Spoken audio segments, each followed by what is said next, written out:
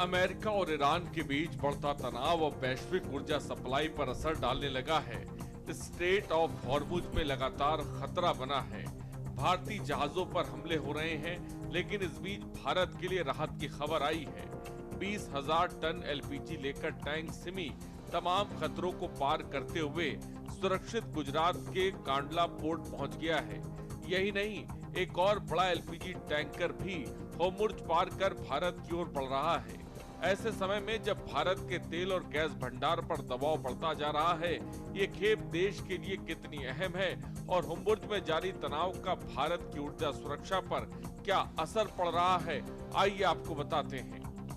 Straight of Hormuz पर बढ़ते खतरे के बीच भारतीय जहाजों की सुरक्षा को लेकर चिंता लगातार गहरा रही है। इस बीच खबर यह है कि 20,000 मैट्रिक टन एलपीजी लेकर टैंक सिमी सुरक्षित भारत पहुंच गया है। 13 मई को यह जहाज दुनिया के सबसे संवेदनशील समुद्री मार्ग स्ट्रेट ऑफ हॉर्मुज से होकर गुजरा था। आइए आपको होर्मुज संकट को लेकर भारतीय सुरक्षा और कितनी राहत लेकर आ रहा है ये जहाज बताते हैं।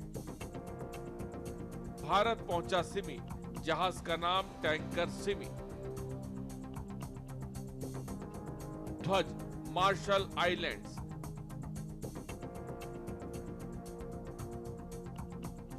कुल खेप 20,000 मैट्रिक टन एलपीजी।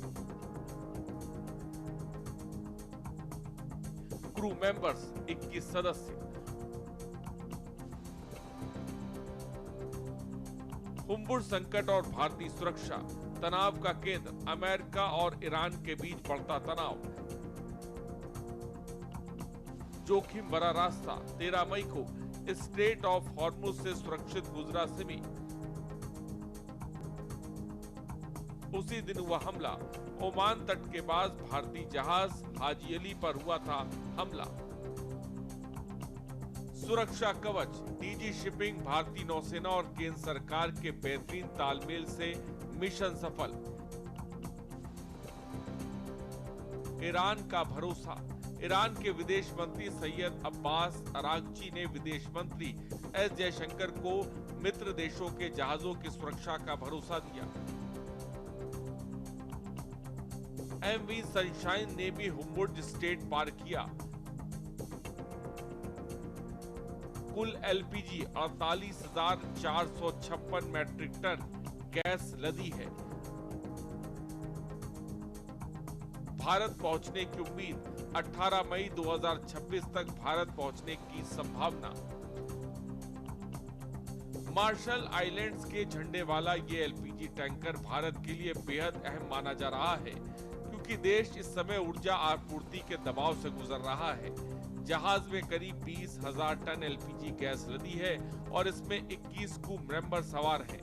बताया जा रहा है कि डीजी शिपिंग, भारतीय नौसेना और केंद्र सरकार के बेहतर समन्वय की वजह से ये जहाज सुरक्षित तरीके से होर्मुज पार कर सका। इस बीच ईरान के विदेश मंत्री सैयद अब्बास अरागची ने विदेश मंत्री एस जयशंकर से बातचीत में भरोसा दिलाया कि मित्र देशों के व्यापारिक जहाजों की सुरक्षा सुनिश्चित की जाएगी। सरकारी आंकड़ों के मुताबिक पिछले 75 दिनों से जारी क्षेत्रीय संघर्ष का असर भारत के ऊर्जा भंडार पर भी पड़ा है। देश के तेल भंडार में करीब 15% की गिरावट दर्ज की गई है। फिलहाल भारत के पास लगभग 60 दिनों का तेल और 45 दिनों का एलपीजी भंडार बचा है। फरवरी 2026 में भारत का कुल कच्चा तेल भंडार 107 मिलियन बैरल था, जो घटकर 91 मिलियन बैरल रह गया है। ऐसे में पेट्रोलियम रिजर्व, रिफाइनरी होल्डिंग्स और कमर्शियल स्टोरेज शामिल है। फिलहाल राहत की बात यह भी है कि सिमी के अलावा एक और एलपीजी टैंकर एमवी सनशाइन भी स्ट्रेट ऑफ हॉर्मुज पार कर चुका है। मीडिया रिपोर्ट्स के मुताबिक इस जहाज में करीब 48,456 टन एलपीजी लदी है और इसके 18 मई तक पहुंचने की उम्मीद है। फिलहाल गुजरात के कांडला स्थित दीनदयाल पोर्ट पर गैस उतारने की प्रक्रिया चालू है। पाइपलाइन के जरिए एलपीजी को स्टोरेज टर्मिनल तक पहुंचाया जा रहा है और सुरक्षा एजेंसियां पूरे ऑपरेशन पर लगातार नजर बनाए हुए हैं।